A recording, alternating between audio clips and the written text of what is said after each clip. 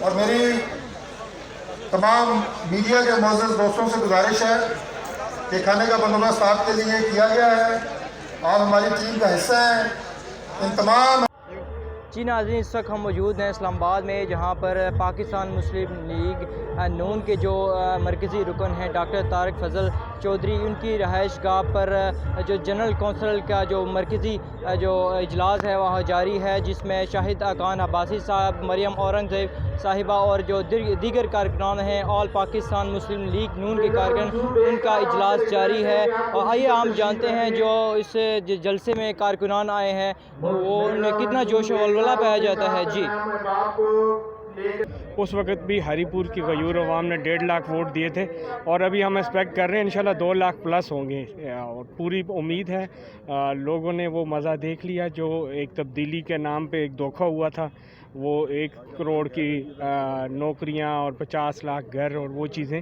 الحمدللہ جو مسلم لیگ نون نے جو بھی پرومس کیا وہ فلفل کیا. اگر میں اپنے ڈسٹرکٹ کی بات کروں تو جتنا وہاں پہ کام کا وعدہ ہوا تھا دوران الیکشن، الحمدللہ اس سے 2 گنا زیادہ کام ہوئے ہیں. اچھا سر، یہ جو مرکزی جنرل کونسل کا اجلاس ہے، آپ سمجھتے ہیں کیا مستقبل میں جو ترین خاندان ہے ہری پور میں وہ پہلے بھی مسلم لیگ نون میں رہ چکا، اور کیا آئندہ بھی وہ وفاداریاں تبدیل کر کے مسلم لیگ نون میں آ سکتا ہے دوبارہ؟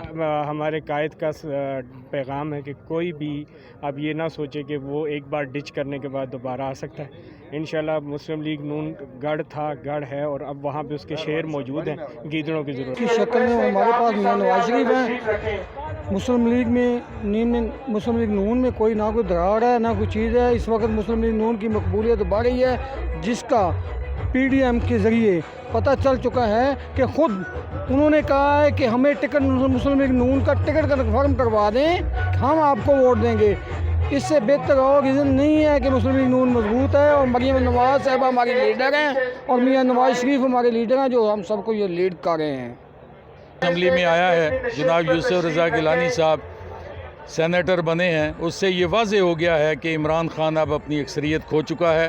پہلے بھی یہ اکثریت نہ تھی بلکہ بنائی گئی تھی، اور اب اس کو حکومت میں رہنے کا کوئی جواز نہیں ہے. عوام اس سے تنگ آ چکی ہے، مہنگائی نے لوگوں کا جینا حرام کر دیا ہے، اور انشاءاللہ اب دھرنا دینا ہوگا، لانگ مارچ کرنا ہوگا. ہر حالت میں ہمیں عمران خان سے نجات حاصل کرنی ہوگی تاکہ غریب عوام سکھ کا سانس لے سکیں. شکریہ.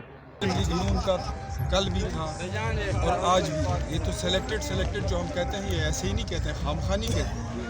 یہ آج بھی اگر یہ دھاندلی 2018 میں نہ کی جاتی تو آج دوبارہ حکومت مسلم لیگ نون کی ہوتی، اور اس کے بعد جب بھی الیکشن ہوگا حکومت مسلم لیگ نون کی بنے گی.